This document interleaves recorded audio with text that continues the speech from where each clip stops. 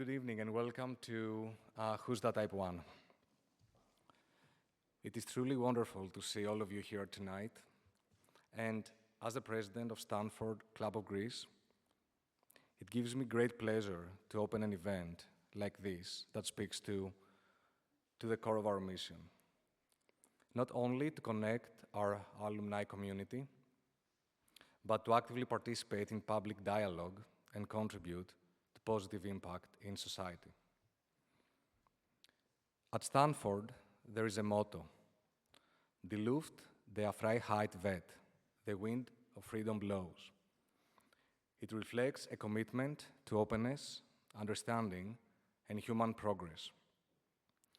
And tonight, in our own way, we honor that spirit. This evening centers around type 1 diabetes, but its purpose extends far beyond a medical condition. We are here tonight to explore themes that shape every healthy society, these of understanding, empathy, inclusion, and community. Last Friday, on November 14th, marked World Diabetes Day. This is a reminder that some conditions, despite affecting millions globally, remain largely invisible in everyday life. And invisibility, as we will hear today, can be at times the toughest burden for someone to carry. This event was envisioned by Myrtos Stergiou, whose determination to raise awareness and inspire her community is truly remarkable. But this evening is not about a single individual. Rather, it is about the courage of one person to spark a broader conversation that belongs to all of us. When Myrto first shared her desire to speak openly about her journey, the Stanford Club immediately embraced the idea. I have to admit, though, that at the moment, I said yes easily, maybe too easily. Not because we didn't want to do that, but because I didn't understand what it truly means to live with type 1 diabetes, what it means for the person living with it, what it means for the parents having to navigate all the complexity of the condition and the unpredictability of every single moment, what it means for the school environment that needs to adapt, and the broader systems that need to respond with awareness and support. So I did my homework, and the more I learned, the more I realized how essential tonight's conversation is. Because understanding is not automatic, empathy comes with effort. And events like this help us build that muscle to start viewing the world from someone else's perspective. Our hope is that tonight brings each one of us one step closer to recognizing what so many experience quietly. The complexities of an invisible condition, the resilience in demands, and the simple but profound power of curiosity, dialogue, and human connection. This is why I'm so deeply moved with the turnout of this event and with all of you being here tonight. Your presence is proof that when the community comes together around a cause, meaningful change becomes possible. Before we begin, I would like to extend some important acknowledgements. Aegean Airlines and Pharmaserve-Lilly, thank you for your generous sponsorship. Without your support, an event of this scale and this importance could not have been possible. Protagon, our media sponsor, thank you for amplifying this initiative. Thank you for helping us extend the message to a wider audience. St. Catherine's, thank you for hosting us and for embracing this initiative with such openness and enthusiasm. Your support reflects how schools can and must be, what role they can have in shaping more inclusive environments. And of course, thank you to all our distinguished participants who dedicated their time to this cause. Now, this evening will unfold in several parts. Voices from education, science, and public policy will be represented through a keynote speech, a fireside chat, and a panel discussion. After the completion of the formal program, I invite you all to stay at the reception that will take place afterwards and continue the conversation in a less formal way. Once again, thank you all for being here. Thank you for choosing to listen, to understand, and to engage. Let's make this event one that leaves a lasting mark. Now, to begin this evening formally, it is with great pleasure to invite to this stage two individuals whose leadership and support made tonight possible. Mr. John Perriss, Principal of St. Catherine's British School, and Mr. Spyros Filiotis, Vice President and General Manager of Pharmaserve-Lilly. John, and then Spyros, the floor is yours.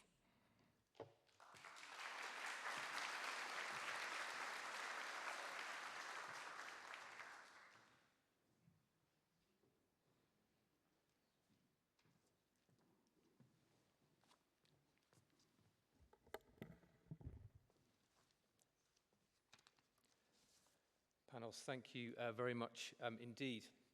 A very, very warm welcome to St. Catherine's British School, to our many friends and families, as well as staff and student supporters. And to coin a cliche, that a stranger is just a friend you haven't met yet, a very warm welcome to those for whom it is your first time here. Founded in the grounds of the British Embassy in 1956, we're a vibrant, ambitious, caring community. We are a not-for-profit charitable school, proud of our British heritage, proud of our international outlook, and proud of our Greek home. All three symbiotic elements energize each other, as does an insatiable desire to learn, reflect, and evolve with purpose and passion. The world is an ever-changing maelstrom, and it is our job as educators and parents to guide our young people calmly, safely, and lovingly, giving them confidence so they can adapt and thrive in whatever environment they are going into. Much of this confidence comes from the provision of opportunity in all its guises, and tonight is a good example of this. I am hugely grateful to Mittel's dad, Christos, for the energy he has devoted, taking her idea to raise awareness of type 1 diabetes and being determined to ensure that theory becomes practice. To the Stanford Club of Greece, the sponsors, and my fellow participants, thank you for being here and showing your support of such an important initiative. I'm also thankful that the event is linguistically inclusive. I'm pleased with my progress with ordering food, coffee, and a range of greetings that cater to different times of the day and year. However, I fear my Greek vocabulary would be insufficient for such an occasion. This inclusivity is warmly appreciated. We are all aware that not every condition is visible, and it is really important that we understand the impact that type 1 has on those for whom it is a constant presence. 5.8 million people in the UK are living with diabetes. 400,000 of those have type 1. There are well-known people across the globe who have type 1 and fly the flag in terms of awareness, support, research, and understanding. Halle Berry, the Oscar-winning American actress, and Sir Steve Redgrave, the 5-times Olympic gold medal rower from the UK, to name but two high-profile type 1 names. Tonight is a real step forward in type 1 awareness.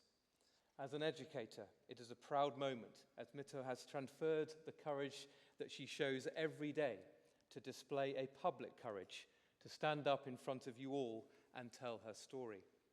She did this last week in front of all her peers, maybe even a tougher proposition.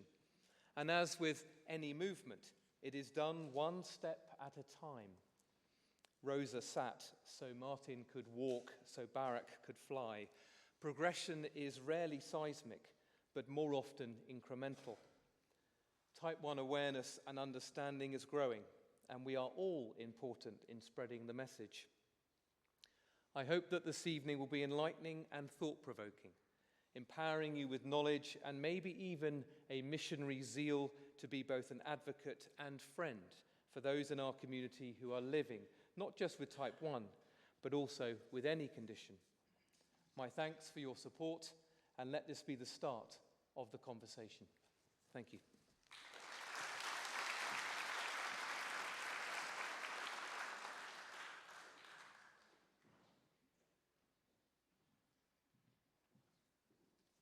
Good afternoon, ladies and gentlemen. Good evening, maybe.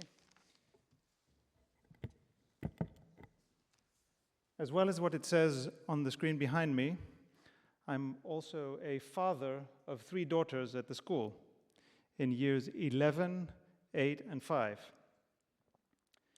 Now, it is truly a great privilege for Pharmaserve-Lilly to be supporting this beautiful event.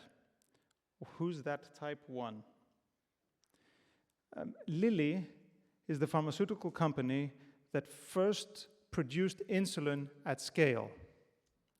A breakthrough that, as you know, changed the lives of people with type 1 diabetes around the world.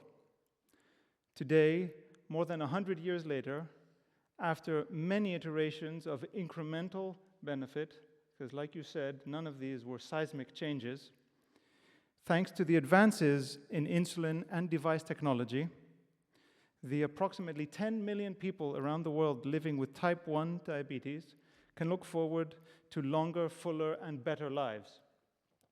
And rest assured that Lilly and all the other major pharmaceutical companies continue to invest and innovate and try to discover newer, better insulins and other therapies for type 1 diabetes.